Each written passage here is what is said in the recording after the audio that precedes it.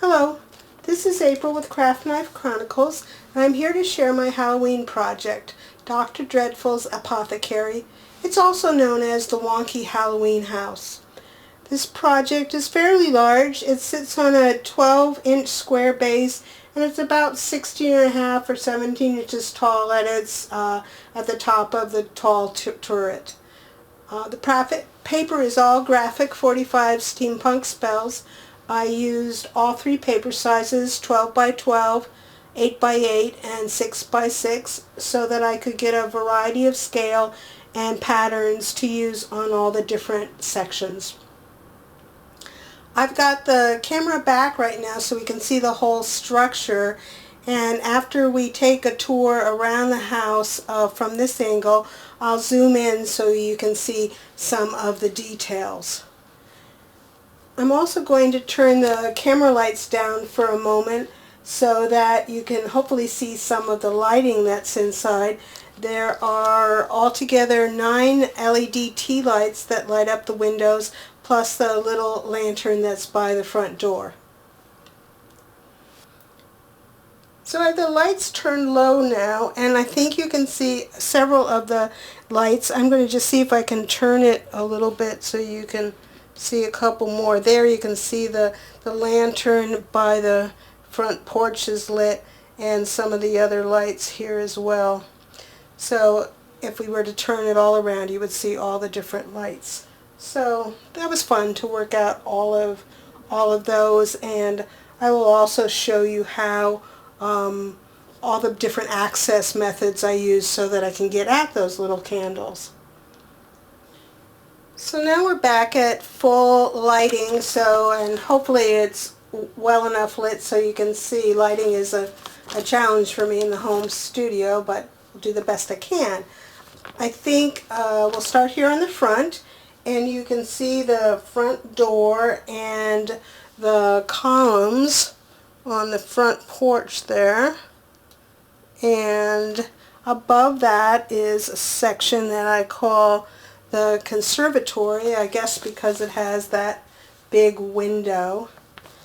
And then on to the left of the front door, I call this section over here the front parlor, just a little out building or piece of building that sticks out with a little roof on it. And let's turn a little bit, and I think as we turn here that you'll be able to see that there aren't very many straight or perpendicular angles in the house. There are some, and some were required by necessity to make some of the pieces work that hinge, etc. But mostly I tried to keep things kind of wonky and have as many angles as I could figure out. That was the fun, challenging part of this project to me, was to work all of those things out, to get out my math skills and protractor and compass and all sorts of implements like that to make these things work. The construction itself is rather straightforward after all the angles were made. It's all a medium weight chipboard except for the two round turrets. Those are lightweight chipboard. The lightweight is easier to form into a shape, but you can do it with the heavy, the medium weight, but it's just a little more challenging. So we'll keep turning around here, and right there you get a good view of one of the more precariously leaning parts of the construction. This was all built in sections. There's a central core, and then I built each part as a separate and added it on, working kind of left and right until I ended up at the front door location, and that was the last piece to be built. But every piece has a flat base and has at least one other side that connects to something else. So, and like I was saying, other than the odd angles, the construction is pretty straightforward. Once I had the pieces cut, I connected them with construction strips, pieces of cardstock on the inside, finished them off with black cardstock on the joins on the outside, and then added the decorative paper.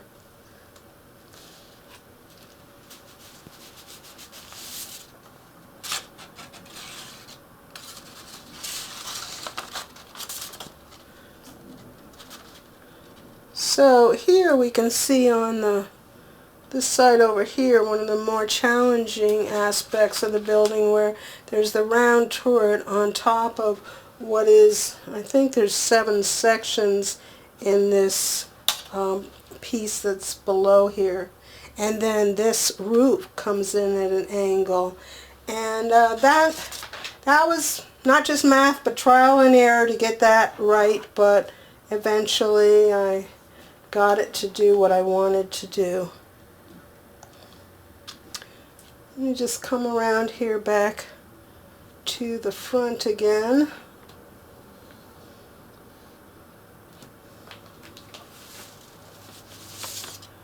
And so I think before we go in for some close-ups, I will show you how the access to the tea lights is done.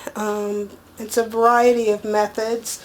For instance, here on this turret, these 2 turrets that are like this, the lids come out. There's a hole to put the tea light in, and there's magnets for anything that comes off. There's magnets to hold it in place, especially those that are at an angle. The magnets are necessary to keep things on. I just use real thin, basic gray, tiny magnets. And then, excuse my reach in here, the conservatory roof flips open to get a candle in there. And as we come around here, the front parlor, excuse my reach again, that roof comes off and it's held in place with magnets. And probably one of the more interesting things that's happening here is that this whole section pulls out.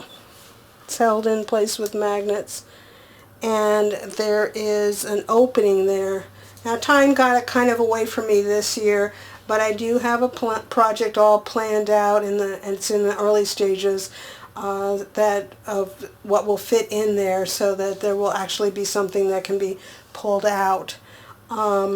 But this piece is, you can see it's like a half circle, and then if I tilt it, hopefully you can see the little buttons there. That's little access panels to get to the tea lights that are lighting up those 3 windows. And there's magnets that hold that in place. This again, this lid comes off, and once that lid is off, to get to the candle that goes in here, this lid can open up and you can reach the candle that's down inside of that section. And the last place is this window right here, oops, sorry, that opens up like this, comes down. There, I think you can see it, and there's a tea light in there, plus the battery pack that runs the mini lantern by the front door.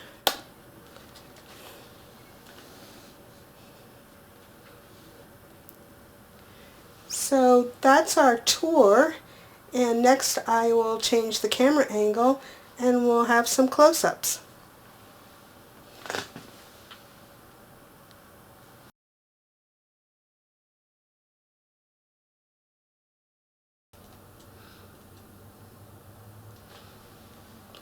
So now here we are with a close-up of the first floor, and here I think you see a good view of the front door area and the columns and the little lantern there. The columns are actually made out of bubble tea straws that are covered with paper. Those straws are about a ½ inch in diameter, so they form a good basis for the columns. And then some decorative elements from the paper line adorn the base of the columns. The lighting isn't too good, but there's also a decorative element above the door. And the little lantern is Tim Holtz mini lantern there that is by the side of the door. It's lit up, but in this lighting sometimes it doesn't show up too well.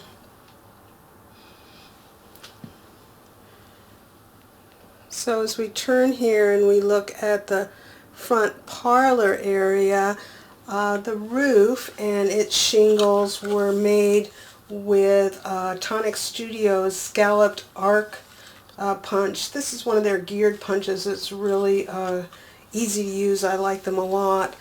So I punched the decorative paper and then put a underlying layer of black cardstock to form each of the layers of shingles there, and that's the same on several of the roofs. And then the windows are just plastic acrylic. It can be packaging plastic or a thin acrylic sheet, and I use some alcohol inks in a couple of the brown colors and some copper to give them a little interest on the windows. And then at the base of the house, all the way around, that trim is a EK Success punch called Abstract Flower that I put a little golden cardstock behind just to give a finished edge to the base of the house. Perhaps it will have a more elaborate base and decorations for next year. We'll see. So as we turn around here, we see the first floor on this turret, and the little decorations on that horizontal band are Tim Holtz. I think they're called ring poles. They're tiny little ring poles. Kind of hard to see them here. You can see the lights flickering pretty well right now.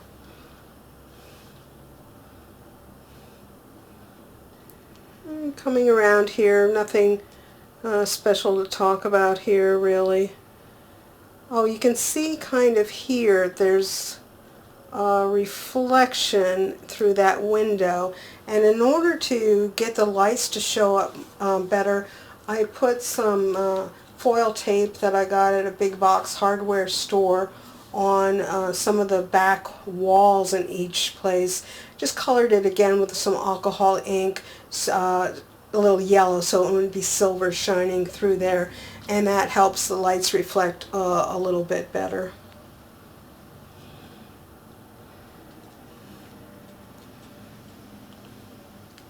Kind of get an idea of how the pieces are coming together here as we come along around.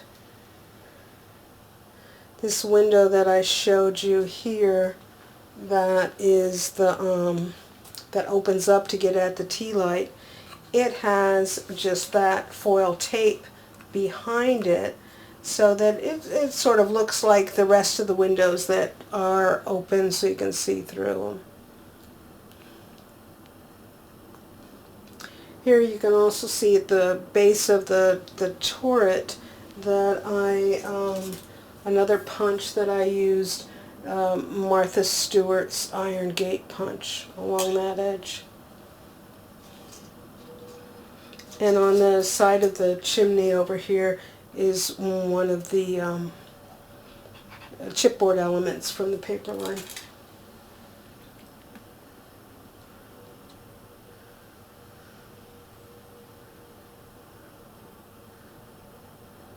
See the lights in the windows pretty well there. Come around to the front, and I'll change the camera angle again and we'll look at the second floor.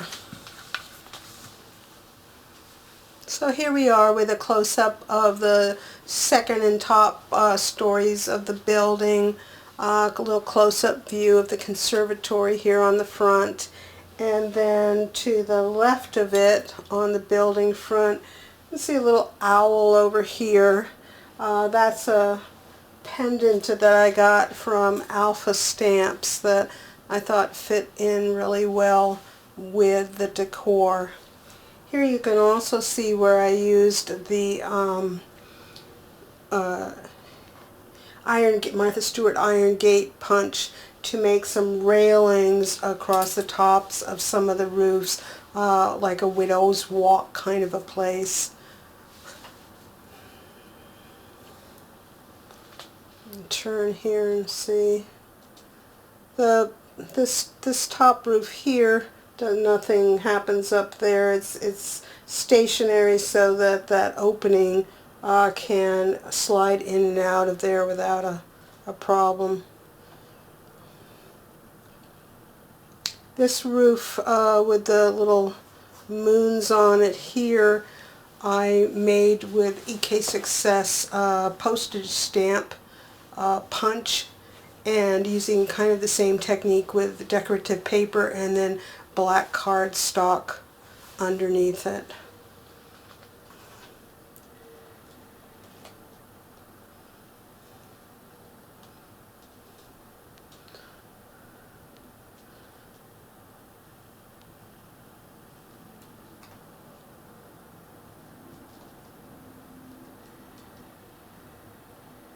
Another decorative band on this turret with just some punches, circle punched little clocks from one of the sheets of the decorative paper.